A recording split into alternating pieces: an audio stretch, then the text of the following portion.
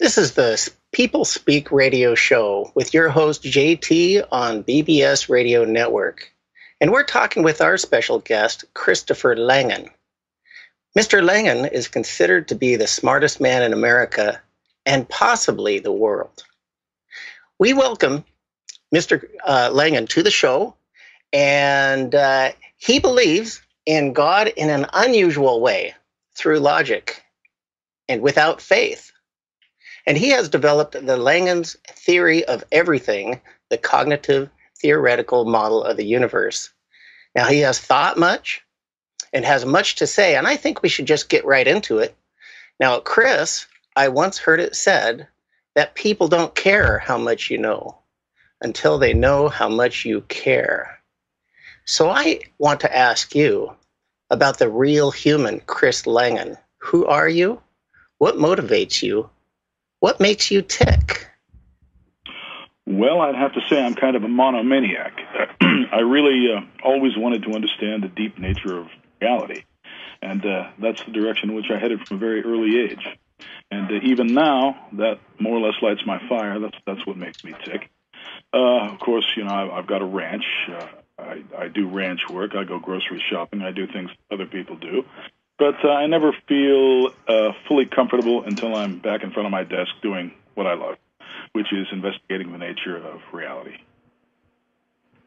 Okay, now, thank you. Now, I understand you have ideas as to how to improve our world going forward. I would be very interested in hearing those as an introductory.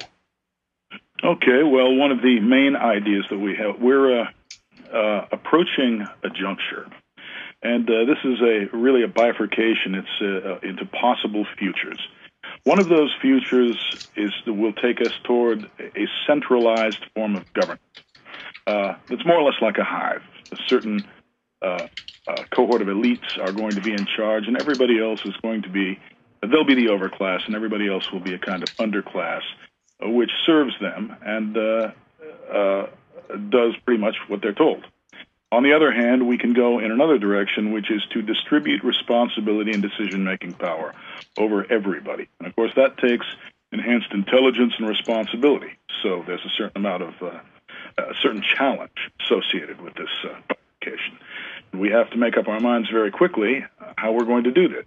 If we want to distribute responsibility, then the first thing that we need is a sound understanding of human nature and the nature of reality. And this is what I propose to bring. Their problem. A sound understanding of human nature. That sounds very interesting. Can you tell me about that? And I'm also interested in how well your cognitive theoretic model of the universe is being received, and how we might be able to forward that into the public's attention even better than it is now. As far as how the CTMU is being received, I take it you know that academia is more or less a closed circle. It's, I guess you could imagine a circle of people with their left hands in their neighbors' pockets and their right hands pointing at each other. They don't point to anybody outside the circle. All they do is cite each other. And if you're not already in the circle, it's very, very difficult to break in there because, of course, everybody has his hand in his neighbor's pocket. And this militates against the acceptance of any new theory by any academic outsider. And so the CTMU it's out there. And the good thing about it is, however, that there's no academic on earth that can do anything about it. It's absolutely certain, qualifies as absolute truth. As for how it relates human nature to human nature, it shows that human nature and reality are pretty much the same thing. In other words, they coincide distributively over the entire universe. And this is, of course, a very complex, it leads to complex entailments, and hence my theory of reality, CTMU. Okay, now you spoke of this little word called truth. Can you tell me what truth is, and is it relative or absolute? Well, truth is, along with falsehood, it makes up something called a classifier or a distinction. It is something that can be assigned to attributions, including perceptions and expressions of cognition. that basically tells us what is included in reality and what isn't. In other words, true corresponds to real, false corresponds to unreal. And this makes it a classifier. And mathematically speaking, it's what would be called classifier. And metaphysics is a language that contains classifiers that allow it to characterize what reality is. What was your other question? I think you answered, okay, is it relative? I'm not sure.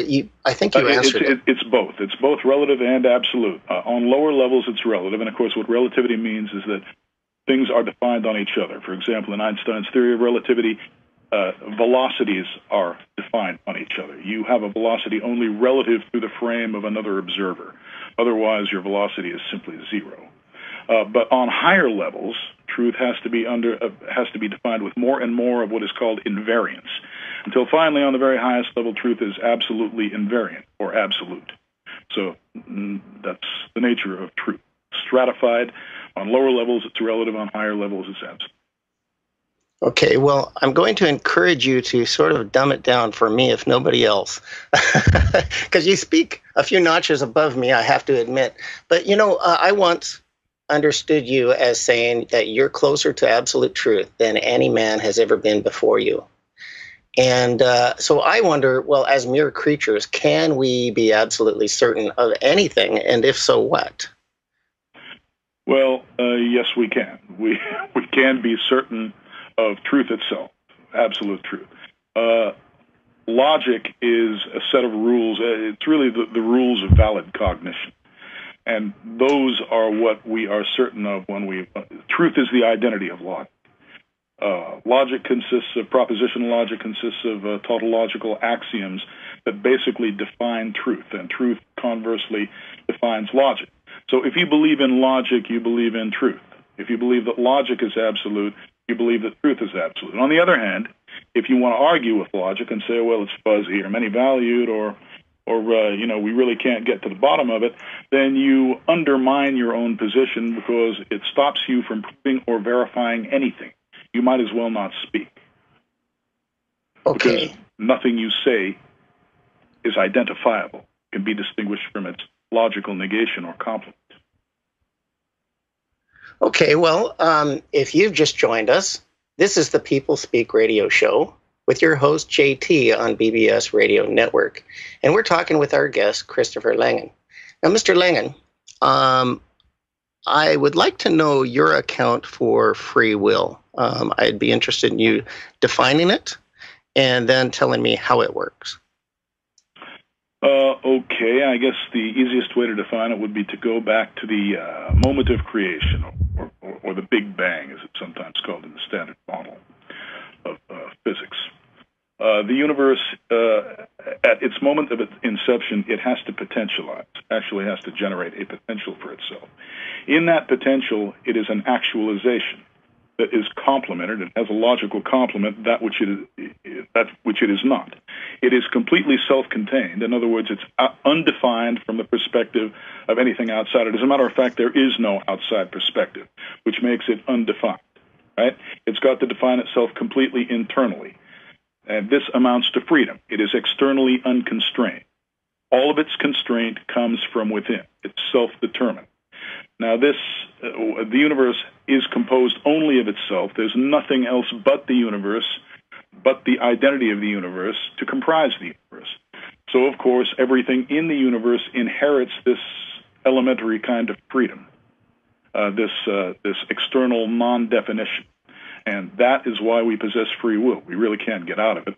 There's no way to claim that everything is determined because there's nothing external to the universe that would determine it or could determine it. Do you understand? Okay, I think I might need to listen to that a few times before it completely soaks in.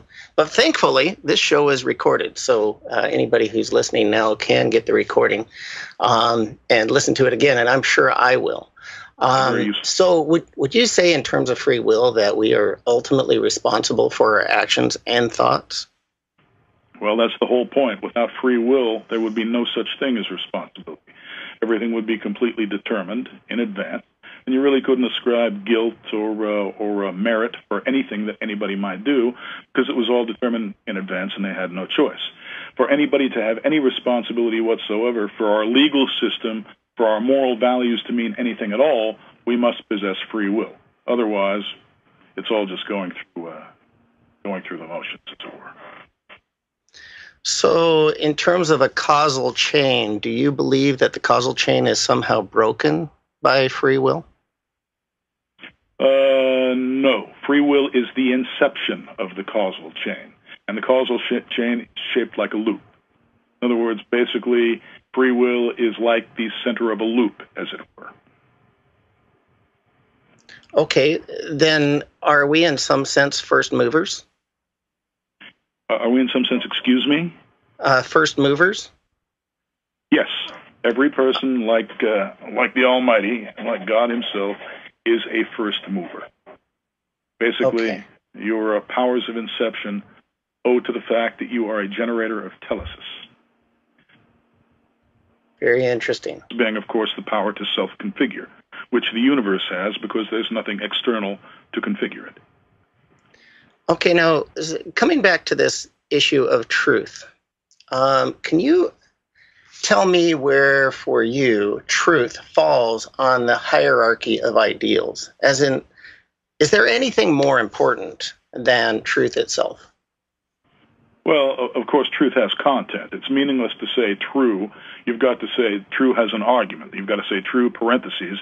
Stick something in the parentheses, otherwise truth itself is meaningless.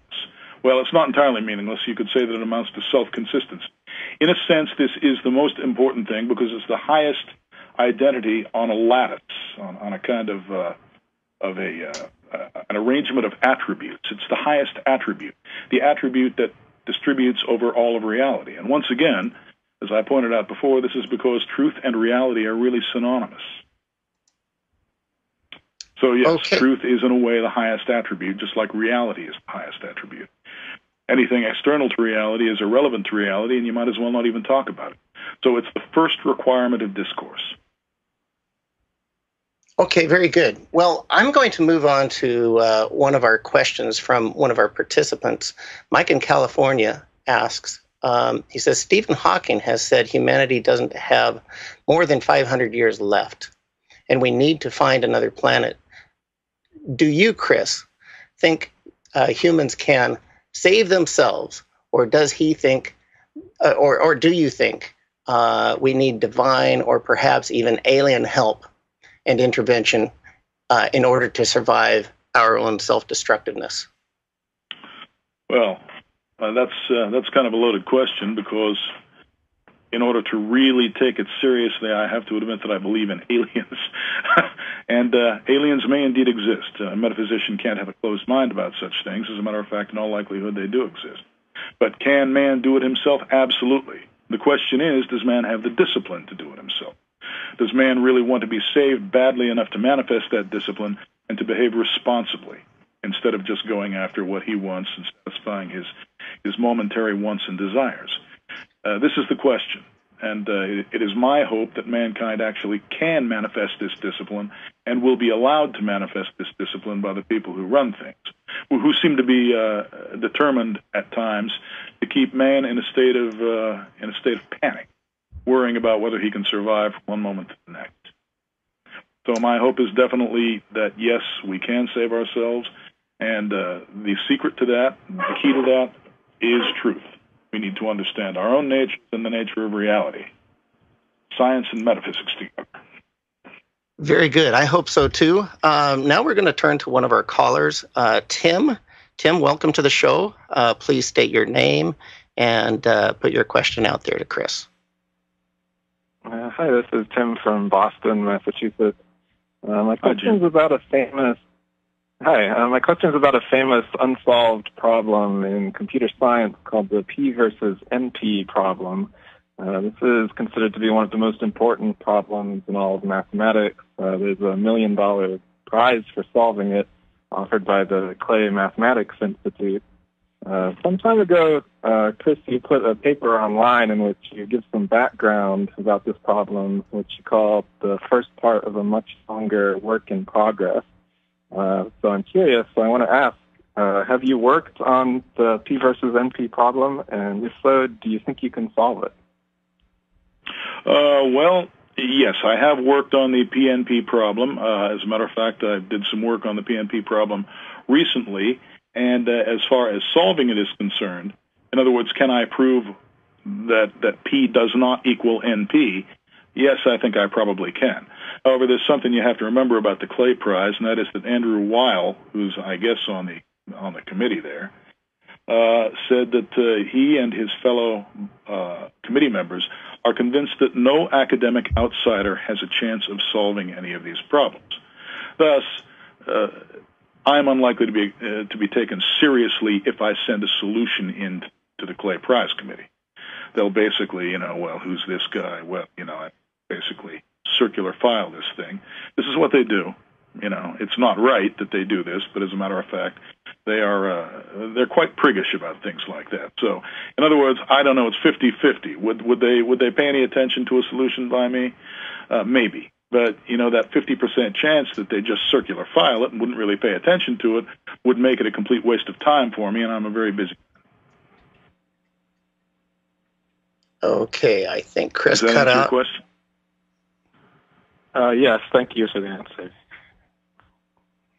Okay, very good. Well, let's see here. If you've just tuned in, this is the People Speak radio show with your guest, JT, on BBS Radio Network.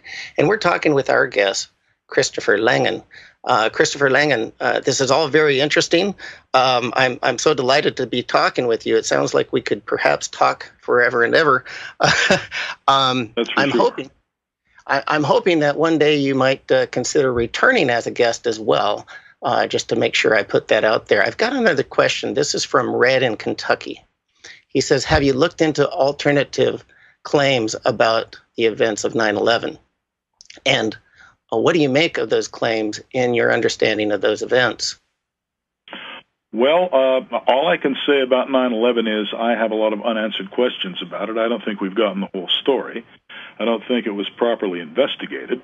Of course, I understand there are a lot of people out there who think that 9/11 was an inside job, and I don't think that we have the data to make a definitive statement one way or another.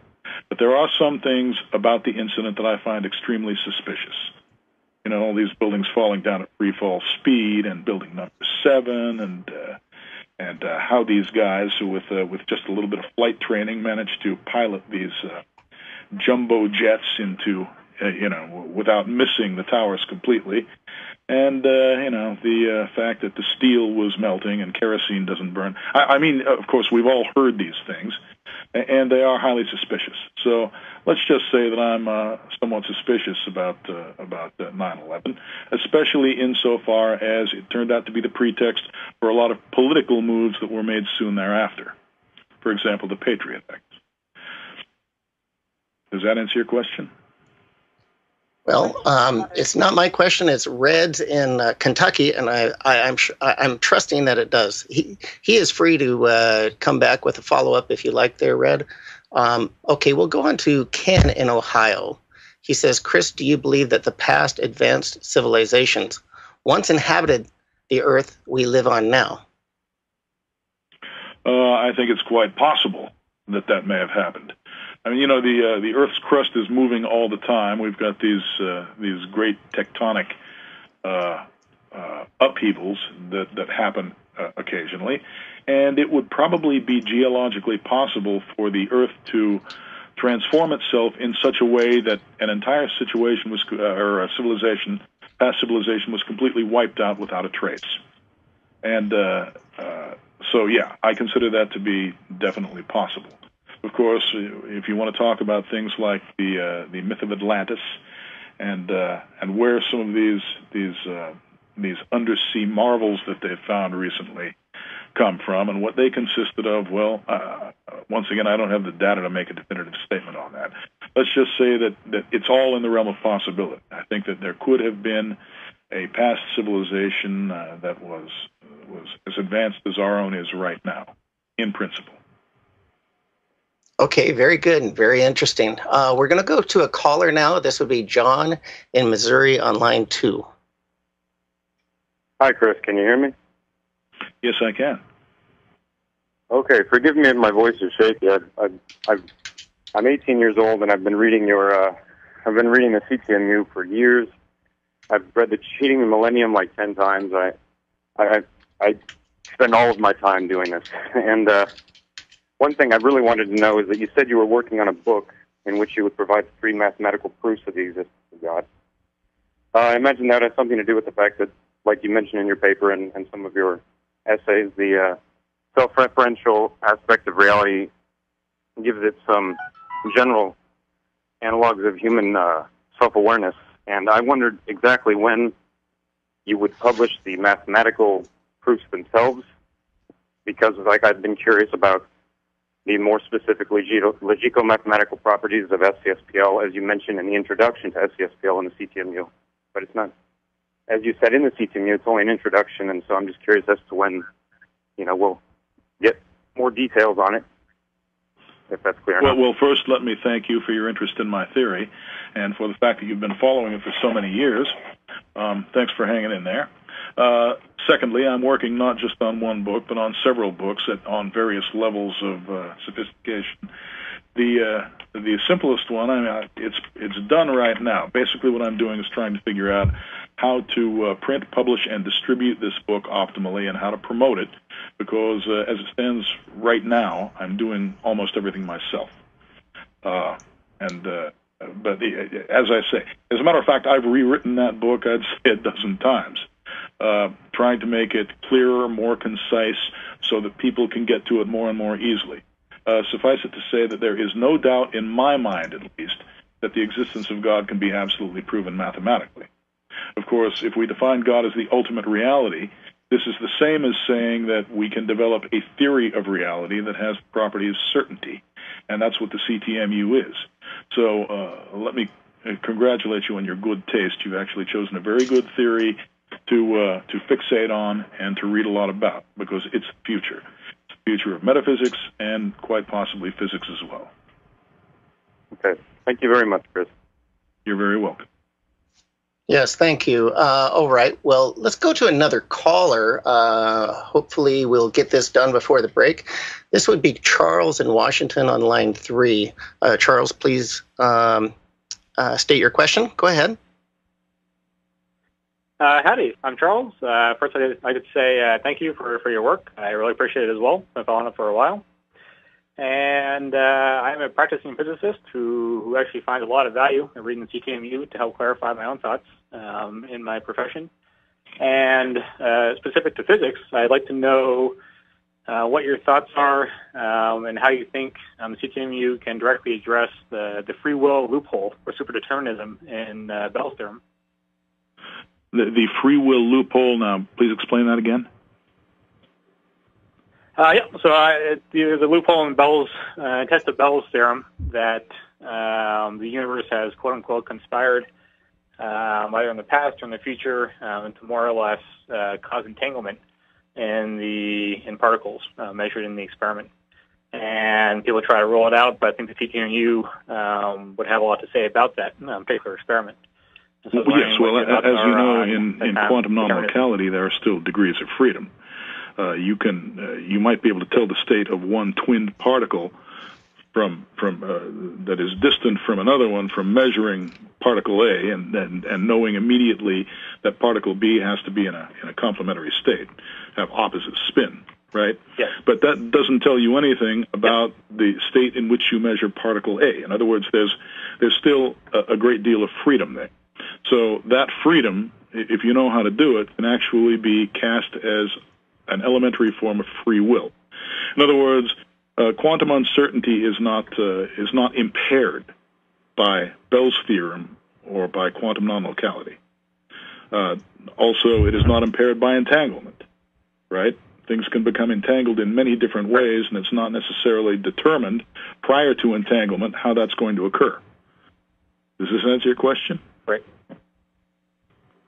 I think so. I've had to read the CTMU a bit more. I think it had to do with this super-determinism that somehow provides a loophole to,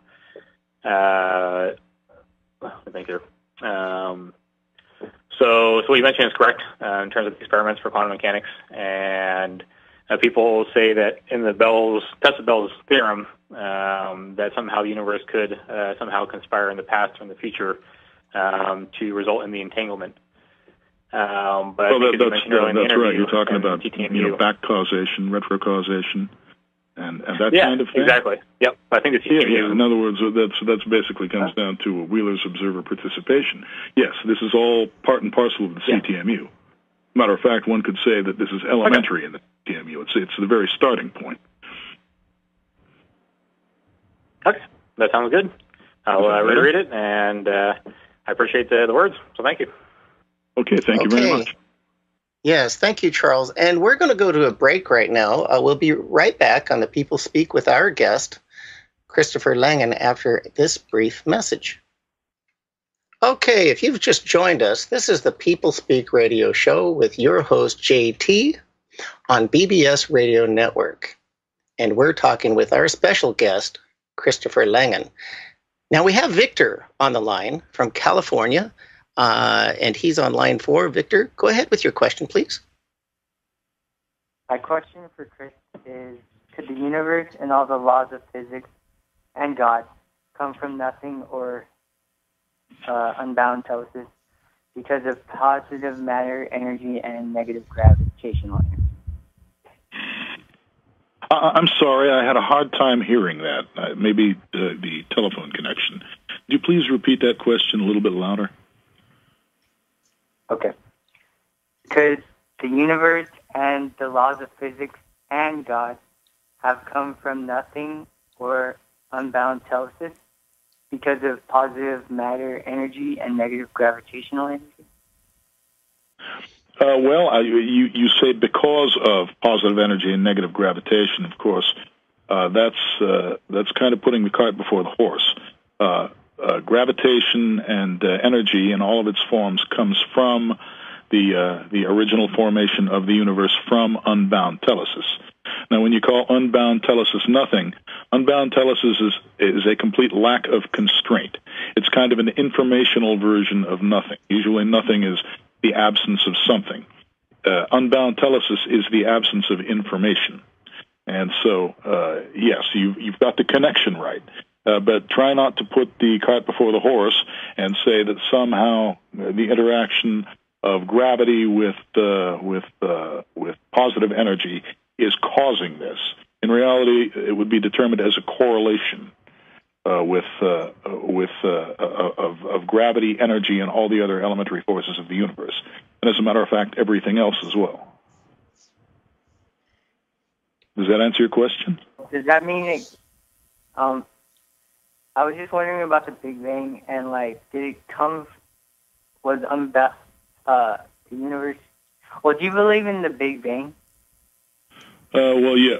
Let's just put it. The Big Bang is an extremely dense state of high energy and very small scale. It's an event on the smallest possible scale at the highest possible energy, right? And yes, I do believe in a logical analog of that. But it is not essentially a primarily physical state. It's a metaphysical state, which is one of the reasons that physicists can't regress to the Big Bang itself. They can only get, so far away from it before their theories break down. And that's because what they really have to do to regress all the way to the instant of creation is explain the inception of physics itself. Now, physics, the study, the science of physics, is not itself a physical observable. So physics can't do that. And this is why it's breaking down. The reason is primarily logical rather than physical. Does that help? So what does that have to do in terms of, yeah, it kind of does, but what does that have to do in terms of, elementary particles and just laws of physics? Well, it has a great deal to do with it, of course. That's rather complex. The whole idea is that as the universe cools, you get broken symmetries. If you regress, going back towards the instant of time, those symmetries actually arise. Things come together, converge on commonalities, until finally you get all the way back to one comprehensive distributive identity. And this is, of course, what most people call quantum gravity. It's the idea of working gravity in with the other elementary forces. But the CTMU takes a logical perspective on all this.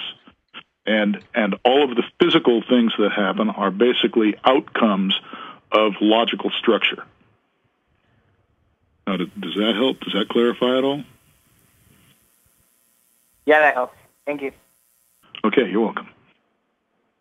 Okay, for those that might be interested in calling in and talking with our guest, Christopher Langan, you have the chance to call in and talk with him personally. And our toll-free number in the United States and Canada is 888-429-5471. Get ready to write it down. I'll give it one more time. 888-429-5471. I'm going to go to a texted question. This one's from Julia in Germany. She says, Chris, you were talking about mankind having to find the will to save the planet. As at the moment, rather than the people, it's big money and corporations having big influence on the governments and the media. Do you think, in order to save the human race from destroying itself, there has to be a revolution? There has to be some kind of revolution, yes. There has to be an ideological revolution. People have to experience a revolution in understanding. Does this necessarily mean that there will be a violent physical revolution? Well, I hope not, because at this point in time, such a revolution would be very costly indeed. So what I'm hoping, and just about everybody else I think is probably hoping, is that this can all be done through a mass awakening. An awakening that includes the elite, that includes the heads of these corporations, and will cause them to stop interfering and tampering with the evolution of mankind in a deleterious way that actually turns us away from the correct path, which is what they're doing now. To this extent, I agree with you that we have a problem. Once again, I think the way to solve this problem is to distribute the proper knowledge, and once people possess this knowledge, I think that it will be much easier for them to take charge of their own destiny and throw off these corporate masters and these frauds who are claiming to, or who are pretending to be able to chart our destiny without knowing the first thing about what they're doing, which is actually what's occurring right now. Okay, very interesting. Thank you. We're going to go to one of our callers now. Abraham in California is on line 2. Go ahead, Abraham. Hello, Chris. I'm familiar with your work over the last few decades. You had mentioned in one of your early papers that CTMU involves theories of computation, physics, type theory, and decision theory. And you've also written a paper toward a theory of economic relativity. Now, I'm aware that unbridled capitalism is not the solution for the future, and neither is pure communism.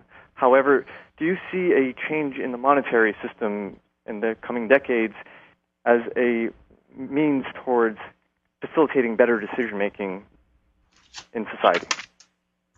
Yes. Well, as you know, money is really a concretized, standardized utility. And utility comes out of game theory and decision theory. It's basically what makes things rational. You've got to maximize utility. That way you come up with rational behavior. Now, the monetary economy right now is not necessarily rational except for the people who control it.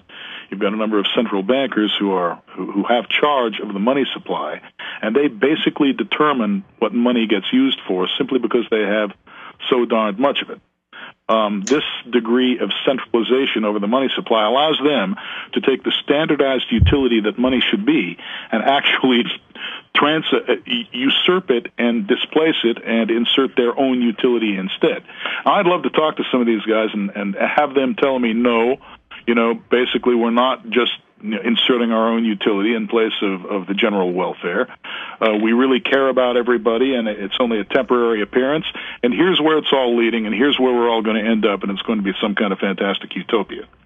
Right? I'd love to have them tell me that, but they're not. They're really very secretive about it. They're highly competitive, and they don't like to share their information or anything about where they're going. But this idea that money is standardized utility, in a sense, makes it the property of all mankind, because we all participate in that utility. You can't let any tiny little handful of people control it unless they can establish right up front, by telling the truth to everybody, that they have the knowledge really to arbit what utility is and what is useful to the human race and where the human race should be going.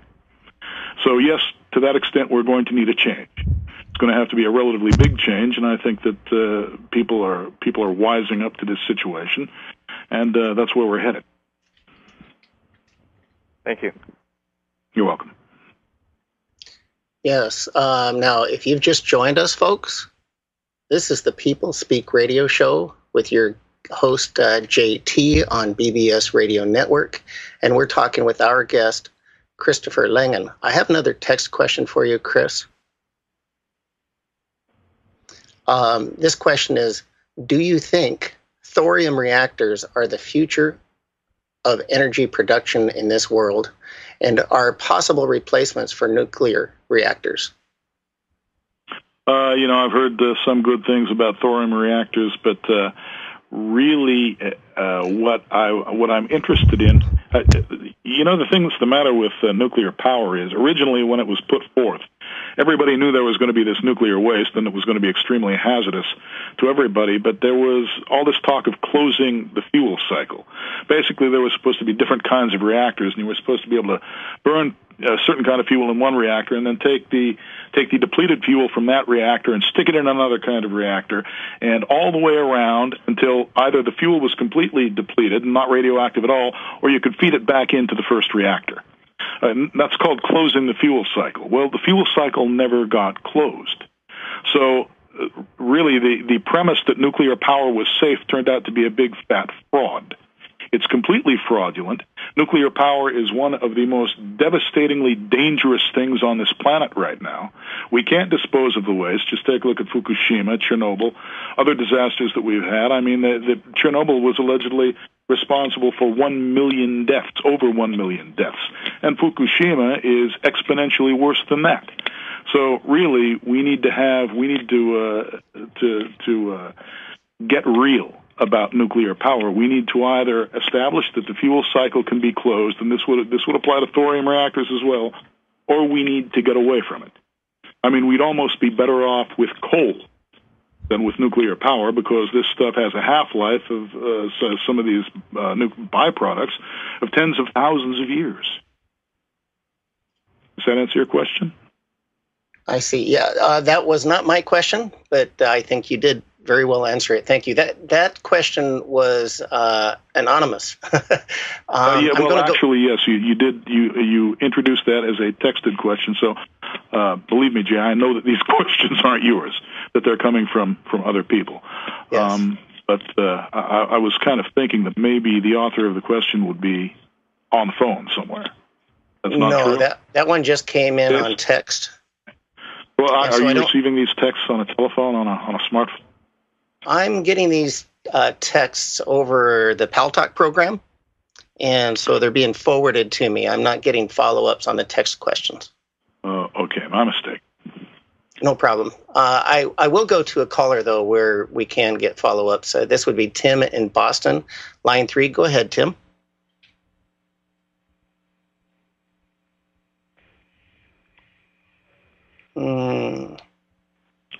Looks like Tim got lost. Yeah, we're going to go with Danielle from Maryland, line 4. Hello? Hello? Is this Danielle? Yeah, speaking. Go ahead. Oh, hi. I'm so honored to speak to you, Chris. I've been reading many of your theories and stuff for the past 7 years. I have 100 different questions to ask you, but I guess one of them would be what happened before I was born, and what's going to happen to me after I died. That's just one of the many questions I have.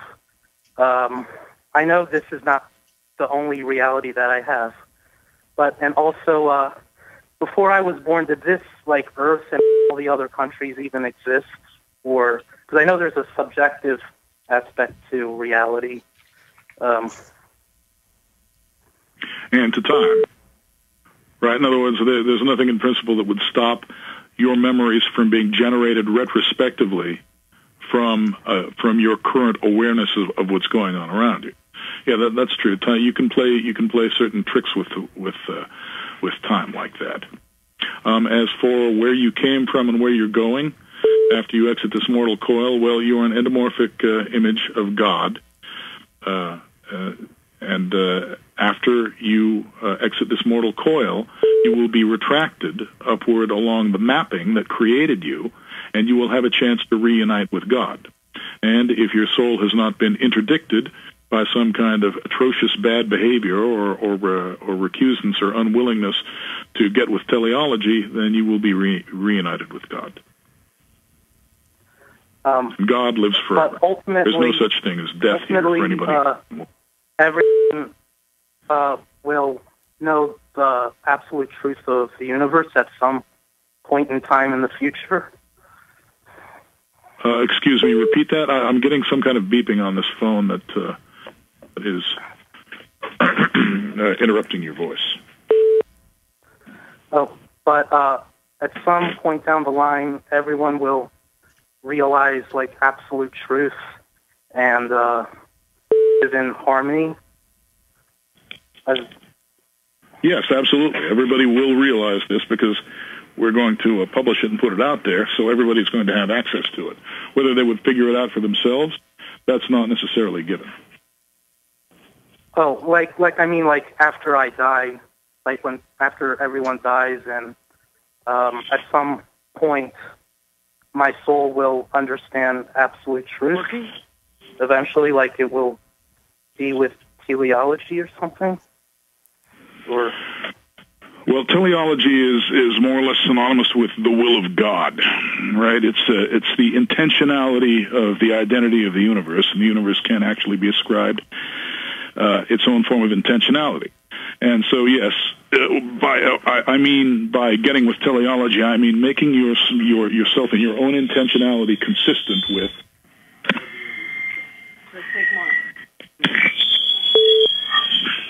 Okay, little phone mishap there, but does that answer your question? Okay, we're going to drop that caller. I think we're having some sound issues with his phone, and we'll go ahead and move on to Jeremy from Michigan on line 2, please. Hey, it's Bakian from Pale Talk. I got a question for you, Chris. Do you believe in a personal or an impersonal God? And can you give a reason as to why you hold to that position? And do you hold to any particular religion, or do you consider yourself kind of an eclectic? As far as my religious affiliation, it's like I've said before, I'm a respecter of all religions. Out here where we live, there are all of the churches are Christian churches, so when I go to church, it's a Christian church. The first part of your question, refresh my memory, please. Do you believe in a personal or an impersonal God, and can you provide... I believe that there's a mapping between God and secondary images of God in this universe, and it is a one-to-many mapping. So on the many end of the mapping, that is in the codomain of the mapping, God is personal. On the other end of the mapping, God is impersonal in the sense that he has a personal relationship with all of his images. Right? So in a way, you can characterize his state as being an intersect of all of those images. Okay, so you hold on to a similar view that the Hindus do, that there's the Brahman, the impersonal source, and then perhaps like a Lord like a Yahweh or a Shiva that is kind of like a personality? What I'm saying is that God is essentially personal because God is projecting himself into each person. You understand, God is being realized as each individual person, and to this extent, God is very, very definitely personal. In other words, what I'm trying to say is that we each have we each have an aspect of God inside us. Okay, but that doesn't necessarily mean we are God, because, of course, we're only localized here. We're only a partial aspect of God. But to the extent that we are, up to isomorphism, equivalent to God in the sense of this mapping, then yes, God is absolutely personal. And it's like I say, your soul is a connection to the unary identity of the universe, so you can be retracted up to the Godhead itself, which would seem to indicate that it's not all that impersonal. I mean, if a personal human being, if the codomain of the mapping can be retracted into the domain, then the personalities of which it consists can also be retracted into the domain, and that means that God is personal. Although there's quite a lot of impersonal, God is syntactic. In other words, God consists of invariants that do not vary as we permute different people, different personalities among each other. In other words, God remains the same from all of our perspectives, and to this extent, so I suppose really what it depends on is how you define impersonal. If by impersonal you mean invariant, then yes, God has invariant aspects, but he's also got variable aspects that match the personalities of individual human beings.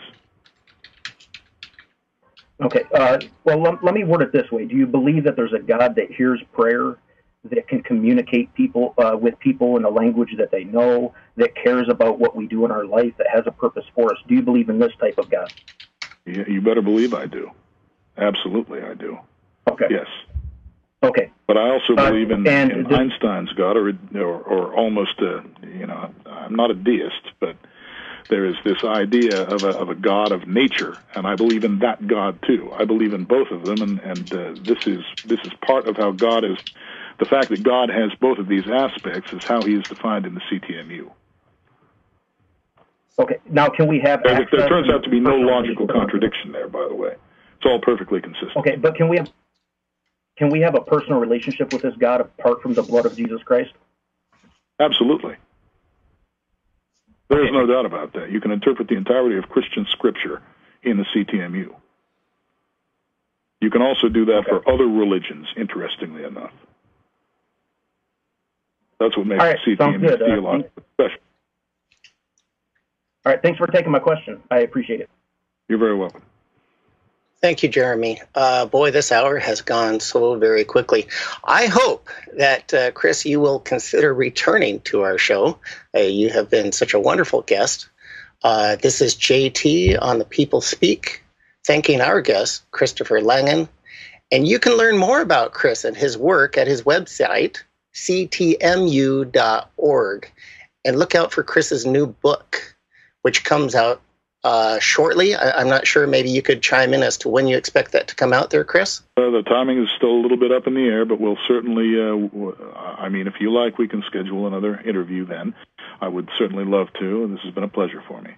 That would be wonderful. Thank you so much.